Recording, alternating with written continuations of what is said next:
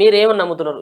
హరీష్ రావే దీంట్లో కాళేశ్వరం ప్రాజెక్ట్‌లో వేల కోట్ల కుంభకోణం చేసిండని మీరు నమ్ముతున్నారా? నేను లేకపోతే దీంట్లో కేసీఆర్ పాత్ర ఏమైనా ఉందని మేము నమ్ముతున్నారా? నమ్మడం ఎట్లా నమ్ముతామండి? ఆనాటి ముఖ్యమంత్రి పాపం హరీష్ రావు మీద నేను ఎందుకు మాట్లాడతా? వాళ్ళు అన్నమాట చెప్తున్నా నీకు.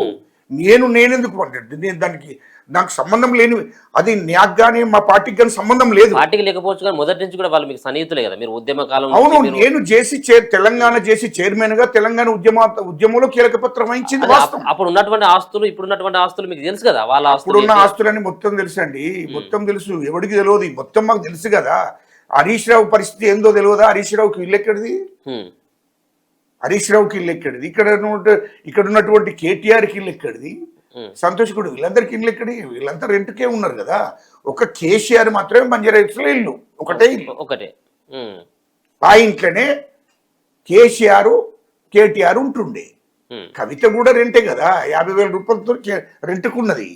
ఇవన్నీ నాకు తెలిసిందే. అప్పుడు తెలంగాణ ఉద్యమాన్ని నడిపిస్తున్నాం, తెలంగాణలో కీలక పత్రం వహించినోడి, నాకెందుకు తెలియదు? ఇదంతా తెలుసు. కేసీఆర్ అక్కడ ఇంటి ముందట ఎన్నో బండి ఒకటే ఉన్నది, అది పాతది. అంతేనా? అది అంతే కదా. ఇది ఇది ఆ రోజున్న ఉద్యమకారులు ప్రజలకు అందరికి తెలిసిన విషయమే. ఎక్కడిది ఇంత ఇన్యాస్తులు ఎక్కడి? ఇవన్నీ ఎక్కడి? ఇప్పుడు నిజంగా ఉన్నాయి సార్ వాళ్ళ? మళ్ళీ ఏం మాట్లాడుతురా మీరు? మీడియా వాళ్ళు ఇట్లేం మాట్లాడుతురా? నాకు అది నిజంగానే ఉన్నాయి సార్ అంటే ఏమన్నట్టే?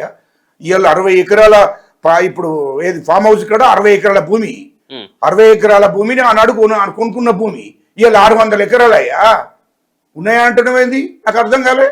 ప్రభుత్వంలో ఆయన ముఖ్యమంత్రి అయిన తర్వాత తీసుకున్నది 600 ఎకరాలు ఫామ్ హౌస్ కాడ, ఎర్రవల్లి కాడ. ఇవాళ కేటీఆర్ 500 కోట్లతో ఇల్లు కట్టిండు, 5 అంతస్తుల ఇల్లు. ఇవాళ ఏది కేటీఆర్, ఇవాళ కవిత 200 కోట్లతో ఇదే బంజారాహిల్స్ కట్టింది. మీకు తెలుసు కదనే, ఇన్ని చెలు పోతే కూడా 200 కోట్లతో నెంబర్ 1 ఇల్లు కట్టింది బంజారాహిల్స్ లో. ఇప్పుడు ఆ కవితకు ఫామ్ హౌస్, కవితకు కూడా ఫామ్ హౌస్ ఉన్నది, కేటీఆర్ కు ఫామ్ హౌస్, హరీష్ రావుకు ఫామ్ హౌస్. ఇవన్నీ ఎక్కడి నుంచి వచ్చినాయి? అధికారంలో వాళ్ళు 2014 అధికారంలోకి వచ్చినాకనే కదా. ఖచ్చితంగా కవిత చెప్పింది ఎవరు నమ్మడానికి లేరు. వాస్తవానికి ఆమె చెప్పినటువంటి మాటలు వాస్తవం ఉంది, వాస్తవమే. నేను వాస్తవం కాదని చెప్పడం లేదు. హరీష్ రావు సంతోష్ రావు సంపాదించుకోవచ్చు, ఆమె చెప్తుంది. ఆమె ఇంట్లో బిడ్డనే కదా, కేసీఆర్ బిడ్డనే చెప్తుంది కదా. వాళ్ళు సంపాదించుకున్నది వాస్తవమే. కానీ సేమ్ టైం కాళేశ్వరం ప్రాజెక్టు పూర్తి బాధ్యత మాత్రం కేసీఆర్దే. వాస్తవానికి ఆ రోజు ఓపెన్ గా మీడియా ముందట పబ్లిక్ గా కాళేశ్వరం ప్రాజెక్ట్ అంతా నేను కడుతున్నా, నా మెదడుని పెట్టాను, నా ఆలోచనలు పెట్టాను, మొత్తం నేనే, కాల కర్మ క్రియ అంతా నేనే అని చెప్పి కేసీఆర్ చెప్పుకున్నాడు కదా. 2023 దాకా కాళేశ్వరం ప్రాజెక్టు గురించి ఆయన చెప్పుకున్నాడు కదా. ఇది నేను కట్టిందని బస్సులు పెట్టి యాత్రలు పంపించి బస్సులు పెట్టి దాన్ని టూరిజం ప్లేస్ చేసిండు కదా. మొత్తం బస్సులు పెట్టి పోండి, తినండి, తాగండి, రాపోండి అని పంపించిండు కదా. ఆయన వేసిన ఘనకార్యానికి 150,000 కోట్లు అప్పు చేసి ఒక ఓన్లీ కాళేశ్వరం ప్రాజెక్టు కోసం 35,000 కోట్లతో కట్టి ఇంకా 115,000 కోట్లు తిని, ఇగో నేను కట్టింది ఘనకార్యం, నేను బాగా చేసిన పొండి. ఎంత దుర్మార్గుడు అంటే, ఎంత దోపిడీ చేసిందంటే, ఒక్కొక్క ఎకరానికి 50,000 పడుతుంది ఇలా కరెంటు బిల్లు, మొత్తం దాని ఎక్స్పెండిచర్.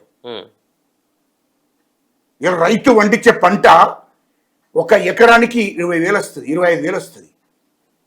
కానీ ఈయన ఏం చేసిండు? 50,000 ఖర్చు ఒక ఎకరానికి. నేను 40 లక్షల ఎకరాలకు ఇస్తున్నా, 1 కోటి ఎకరాలకు ఇస్తుందని మొత్తం తెలంగాణ ప్రజలను, రైతులను మభ్యపెట్టి మోసం చేసే కార్యక్రమం చెప్తున్నాడు ఆయన. కానీ దానికి మొత్తం దాని ఖర్చు అంతా 35,000 కోట్లు. దాంట్లో దోపిడీ జరిగిందంతా 1,15,000 కోట్లు. అదంతా ఎవరు? కేసీఆరే కదా. కేసీఆర్ దోపిడీ చేసింది కదా. కేసీఆర్ దోపిడీ చేసుకుంటా కేటీఆర్ వాళ్ళ తండ్రి కొడుకులే కదా దోపిడీ పాల్పడ్డదంతా. వాస్తవం దాంట్లో చారణ మట్టుకు హరీష్ రావు ఉంటాడు. ఎందుకంటే హరీష్ రావు ఎందుకు, నేను కూడా ఇరిగేషన్ మంత్రిని, నేను కూడా ఏంది అనుకుంటా, ఈయనది కథ ఈయన నడిపిస్తాడు కదా. ఈయన వాట ఈయనకు రావాల్సిందే కదా. కాబట్టి ఈయన వాట గురించి చెప్తుంది కవిత. కానీ అలా అలా నాన్న అలా కేసీఆర్ వాట గురించి, వాళ్ళ తండ్రి వాట గురించి చెప్తలేదు, కేటీఆర్ వాట గురించి చెప్తలేదు. కానీ ఈ ఒక్కరి వాట గురించి చెప్తుంది. సో ఇప్పుడు సంతోష్ రావు వెనుక, అలాగే హరీష్ రావు వెనుక రేవంత్ రెడ్డి ఉన్నాడు. సో రేవంత్ రెడ్డి నడిపిస్తున్నటువంటి డ్రామా నా సస్పెండ్ వెనుక కూడా రేవంత్ రెడ్డి యొక్క హస్తం ఉంది, వాళ్ళతోటి ఈ విధమైనటువంటి ప్రెషర్ తీసుకొచ్చిండు అన్నటువంటి వ్యాఖ్యలు కూడా చేసింది ఆమె. నీ ఇంట్లో కవిత మీద మా ముఖ్యమంత్రి గారికి ఎందుకు కోపం ఉంటుంది? నేను కుటుంబాన్ని విచ్ఛిన్నం మా చేయాలన్నటువంటి ముఖ్యమంత్రి ఆలోచన. రేవంత్ రెడ్డి గారికి ఎలాంటి కోపం ఉండదు. వీళ్ళంతా అవినీతి పరులే. అవినీతి పరులను మా ముఖ్యమంత్రి గారు దగ్గరికి రానియాడు మా రేవంత్ రెడ్డి గారు. మా ముఖ్యమంత్రి గారు నీతి నిజాయితీగా ఈ తెలంగాణ రాష్ట్ర ప్రజల కోసం 18 గంటలు పనిచేస్తున్నాడు. మా కేబినెట్ మంత్రులు కూడా 18 గంటలు పనిచేస్తున్నారు. ఇయలో ఎవరిని కూడా అధికారులను కూడా నిద్ర ఓనియకుండా పనిచేపిస్తున్నాడు మా ముఖ్యమంత్రి రేవంత్ రెడ్డి గారు. ఇయలో తెలంగాణ ప్రజల గురించి ఆయన ఆలోచన అంతా. వీళ్ళేమో అవినీతి మీద, వాళ్ళ ఆస్తులు అంటే అక్రమంగా సంపించిన ఆస్తుల మీద ఆ పంపకాల కాడ వీళ్ళు గొడవ చేసుకుంటున్నారు. మా ముఖ్యమంత్రి గారేమో ప్రజల గురించి ఇచ్చిన హామీలను ఎట్లా నెరవేర్చాలనే లక్ష్యంతో ముందుకు పోతున్నాడు. ఇక వీళ్ళకి ఈ అవినీతి పనులను ఎందుకు రానిస్తాడే నాకు అర్థం కాదు. ఒక ఫ్లైట్లు వెళ్ళి ఎందుకు అబద్ధాలు చెప్తున్నావు కవిత? అదంతా నీ ఇంటి ముచ్చట నువ్వు మాట్లాడుకో. కానీ మా ముఖ్యమంత్రి గారు ఈ అవినీతి పనులను మిమ్మల్ని ఎందుకు దగ్గర రానిస్తాడు? మీతో మాకేం వచ్చింది లాభం?